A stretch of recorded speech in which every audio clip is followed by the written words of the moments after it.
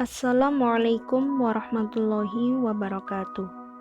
Kami dari kelompok 4 akan mempresentasikan materi tentang seni budaya Islam Nusantara berupa artefak, arsitektur, dan sastra. Kami yang beranggotakan Musliah, Mutsofingah, Nur Apriliani, dan Nur Hasanah.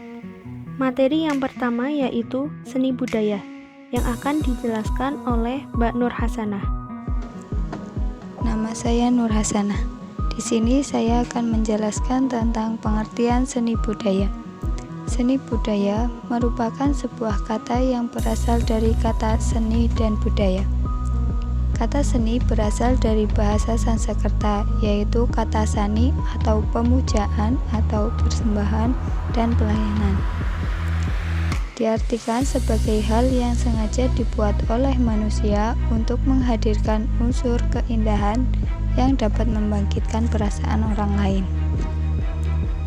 Sedangkan kata budaya berasal dari bahasa Sanskerta, yaitu kata budaya, yang memiliki arti budi atau akal yang digunakan oleh manusia dan diturunkan secara berkelanjutan.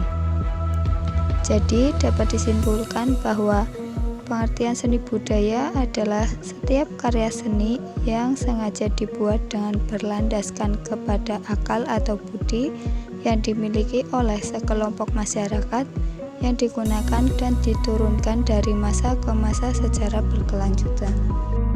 Materi yang selanjutnya yaitu artefak yang akan disampaikan oleh Mbak Nur Apriliani. Baik, saya akan melanjutkan materi selanjutnya yaitu artefak.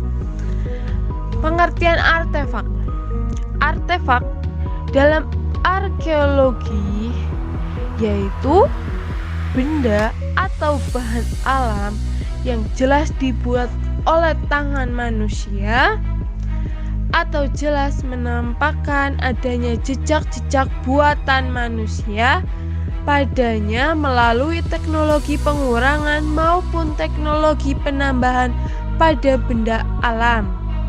Artefak merupakan wujud kebudayaan fisik yang berupa hasil dari aktivitas, perbuatan, dan karya semua manusia dalam masyarakat berupa benda-benda atau hal-hal yang dapat diraba, dilihat, dan didokumentasikan. Kemudian, ciri-ciri artefak. Ciri artefak dalam konsep artefak adalah bahwa benda ini dapat bergerak atau dapat dipindahkan oleh tangan manusia dengan mudah tanpa merusak atau menghancurkan bentuknya. Kemudian contoh artefak. Contoh artefak ini yang pertama alat-alat batu, yang kedua logam dan tulang, yang ketiga gerabah, yang keempat prasasti, lempeng dan kertas, yang keenam senjata-senjata logam atau anak panah, mata panah, dan lain-lain. Kemudian taracotak, dan yang terakhir tanduk binatang. Sekian dari saya. Selanjutnya dilanjutkan oleh pemateri selanjutnya. Terima kasih. Materi yang selanjutnya yaitu arsitektur yang akan disampaikan oleh saya, Mutsofingah. Materi yang selanjutnya yaitu arsitektur. Yang pertama, pengertian arsitektur. Kata arsitektur berasal dari bahasa Yunani, yaitu arsitekton. Arke yang berarti asli, awal, utama, dan otentik, sedangkan tekton yang berarti stabil, kokoh, dan statis. Dapat diartikan bahwa arsitekton berarti pembangunan utama atau bisa juga berarti tukang ahli bangunan. Arsitektur merupakan seni dan ilmu merancang serta membuat konstruksi bangunan, jembatan, masjid dengan segala bentuk metode dan gaya rancangan suatu konstruksi bangunan. Arsitektur di Nusantara. Arsitektur Islam berkembang pesat hingga sampai pada kawasan Asia Kecil dengan penampilan yang khas. Arsitektur di Nusantara memiliki banyak teori mengenai pembangunan peradaban Indonesia yang menduga bahwa orang Jawa lah yang merancang sendiri bangunan mereka.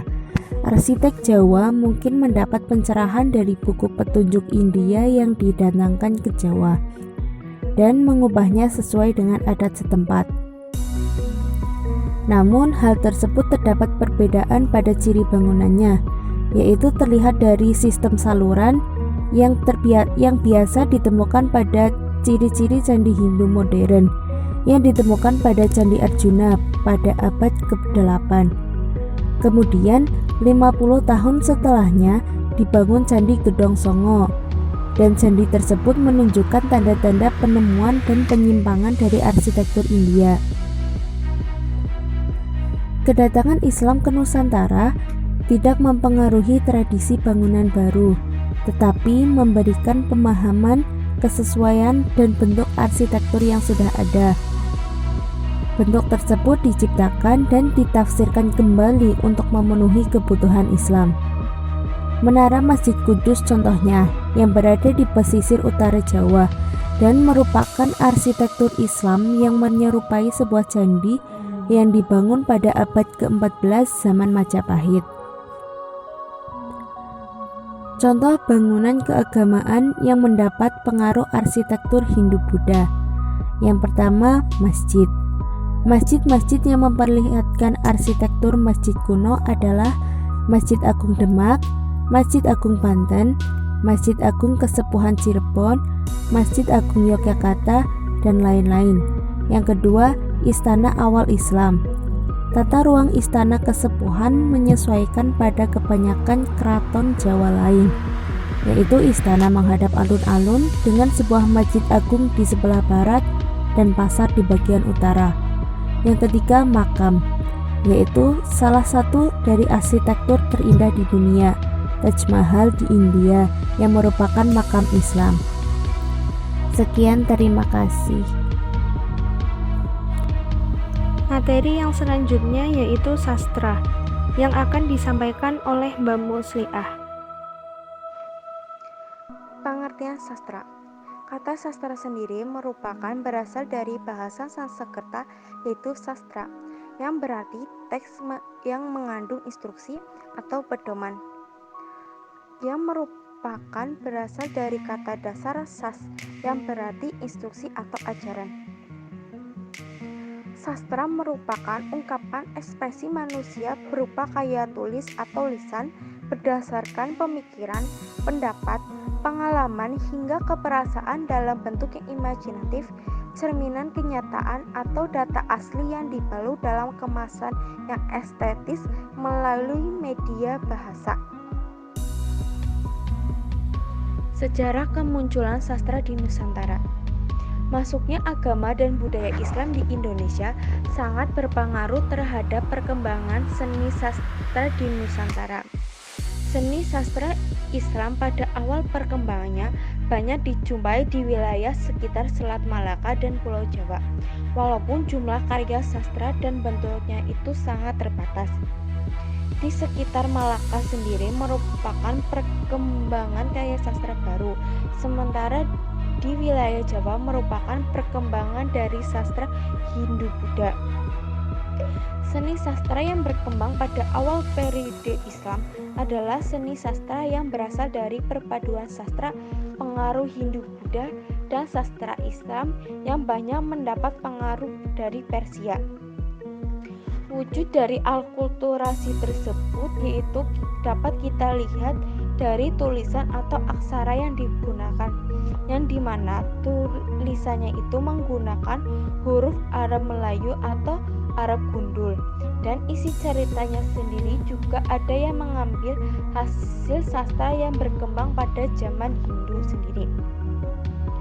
Seni sastra zaman Islam yang berkembang di Indonesia yang mendapat pengaruh dari Persia itu seperti cerita-cerita tentang Amir Hamzah, Kalila dan Dimna, Bayan Budiman, Kisah 1001 Malam, kemudian cerita Abu Nawas.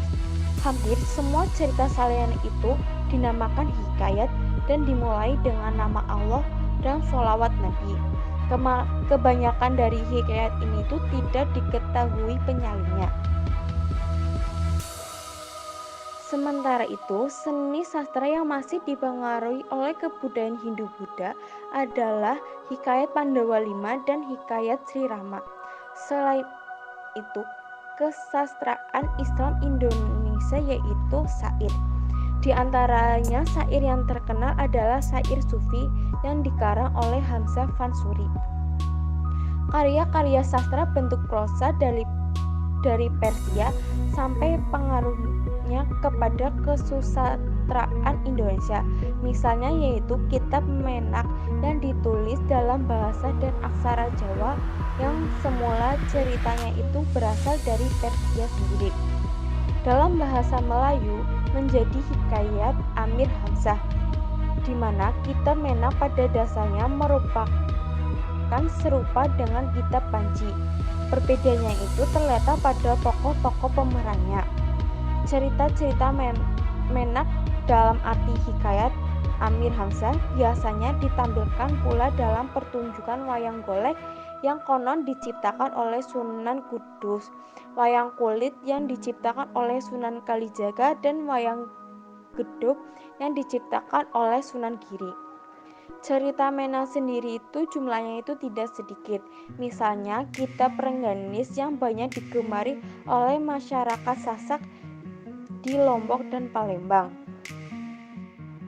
Selanjutnya, hasil kesusastraan lain yang mendapat pengaruh Syiah adalah kisah Muhammad Hanafiyah, yang dimana mengisahkan pertempuran antara Hasan dan Husain, anak-anak Khalifah Ali di medan perang Karbala, yang dimana di sini itu ditulis dan diterjemahkan dalam bahasa Melayu pada sekitar abad ke-15 Masehi. Yang selanjutnya merupakan hikayat Amir Hamzah, yang merupakan kisah roman melegenda berdasarkan tokoh Hamzah bin Abdul Al-Muthalib, yaitu paman Nabi Muhammad SAW. Kisah roman ini ditulis oleh Hamzah Fansuri, seorang ulama Melayu penganut tasawuf. Para sastrawan Islam sendiri itu melakukan pengubahan baru terhadap Mahabharata, Ramayana, dan Pancatantra. Hasil gabungan ini misalnya itu hikayat Pandawa V, hikayat perang Pandawa Jaya, hikayat Sri Rama, dan hikayat-hikayat lainnya. Saduran-saduran tadi itu sebagian tertulis dalam tembang atau dalam gancaran. Di Jawa sendiri muncul sastra-sastra lama yang dipengaruhi Islam, yaitu misalnya kisah Baratayuda, Serat Rama, dan Arjuna Sasrabahu. Dari penjelasan sejarah kemunculan seni sastra di Nusantara tersebut dapat kita ketahui bahwa bentuk-bentuk seni sastra itu bermacam-macam. Adapun bentuk-bentuk seni sastra yaitu ada hikayat, babat, suluk, primbon, dan bentuk kesusastraan disebut kitab. Yang pertama itu bentuk sastra yaitu hikayat. Hikayat yaitu cerita atau dongeng yang berpangkal dari peristiwa atau tokoh sejarah, di mana hikayat ini itu sering berisi keajaiban atau peristiwa yang tidak masuk akal. Terkadang juga berisi tokoh sejarah atau berkisaran kepada suatu peristiwa yang sungguh terjadi. Contoh hikayat itu seperti hikayat 1001 Malam, hikayat Amir Hamzah, dan lain sebagainya. Bentuk sastra yang kedua yaitu babat. Babat yaitu kisah rekaan pujangga keraton sering dianggap sebagai peristiwa sejarah di Melayu, sering disebut Salasila dan Tambok. Contoh babat yaitu contoh babat Tanah Jawi atau Jawa Kuno, babat Giyanti, sejarah Hasanuddin, dan lain sebagainya. Yang selanjutnya yaitu suluk. Suluk adalah kitab-kitab yang berisi ajaran tasawuf yang bersifat panteisme. Beberapa contoh dari kitab suluk sendiri itu seperti Suluk Sukarsa dan Suluk Malang Sumirang. Bentuk sastra yang keempat yaitu primbon. Primbon yaitu kitab bercorak kegaiban dan berisi ramalan-ramalan, penentuan-penentuan hari baik dan buruk, serta pemberian-pemberian makna pada suatu kejadian. Bentuk sastra yang terakhir yaitu bentuk kesusastraan disebut kitab, karena di mana isinya itu berisi ajaran-ajaran moral dan tuntunan hidup sesuai dengan syariat dan adat. Misalnya itu kitab Manik Maya, kitab Mandia, kitab Taj al-Salatin, dan Bustan al-Salatin. Dibandingkan seni sastra zaman Hindu, hasil-hasil seni sastra pada zaman Islam itu tidak banyak seperti zaman Hindu. Hal ini disebabkan karena seni sastra daerah belum mampu sebagai tempat penyimpanan, mengabdikan, melangsungkan, dan meneruskan hasil-hasil karya karangan sastra pada Islam kepada kita sendiri. Fungsi sastra. Sastra memiliki fungsi yang beragam dalam kehidupan manusia. Karya sastra ini tidak hanya memberikan perasaan senang kepada pembacanya, namun memberikan pendidikan juga melalui nilai-nilai ekstrinsik yang terkandung di dalamnya.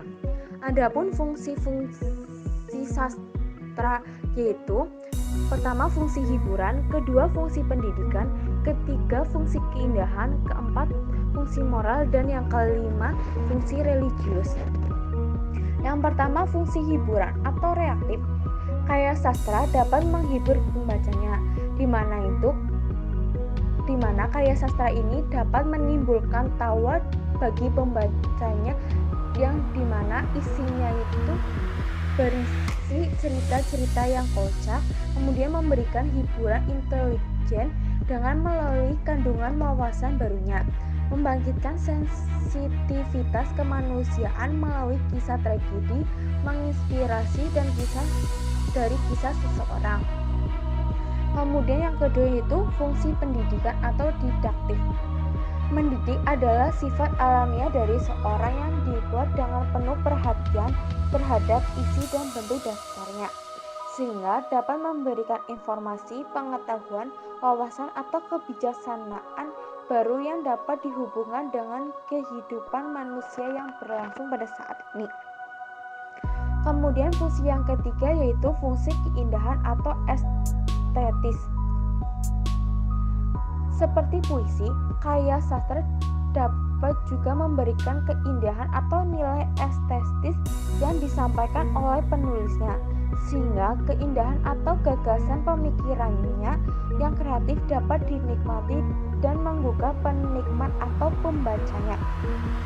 Fungsi ini juga dapat melatih kreativitas pembacanya, karena mereka mempunyai celah untuk memberikan interpretasi dan pendapat pribadinya dari berbagai kata yang dirangkai oleh sang penulis, atau dalam arti itu pembaca dapat berimajinatif hasil dari pembacaannya. Kemudian fungsi yang keempat yaitu fungsi sosial. Sastra dapat mengunggah pembacanya untuk menjadi lebih sadar terhadap isu-isu sosial yang tengah terjadi di dunia.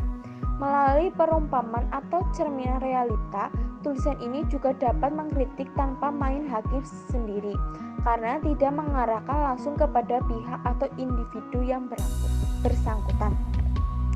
Sedangkan fungsi yang terakhir yaitu fungsi sejarah. Sejarah sudah terlalu sering ditunggangi oleh kepentingan dari pihak-pihak yang diuntungkan pada masanya, sehingga sejarah dapat menjadi sangat tidak objektif dan memihak. Sastra dapat menjadi saksi bisu sekaligus pengomentar terhadap peristiwa-peristiwa yang terjadi sekitar penulisnya. Demikian fungsi-fungsi dari karya sastra sendiri. Terima kasih. Sekian materi yang dapat kami sampaikan. Mohon maaf apabila terdapat banyak kesalahan. Wassalamualaikum warahmatullahi wabarakatuh.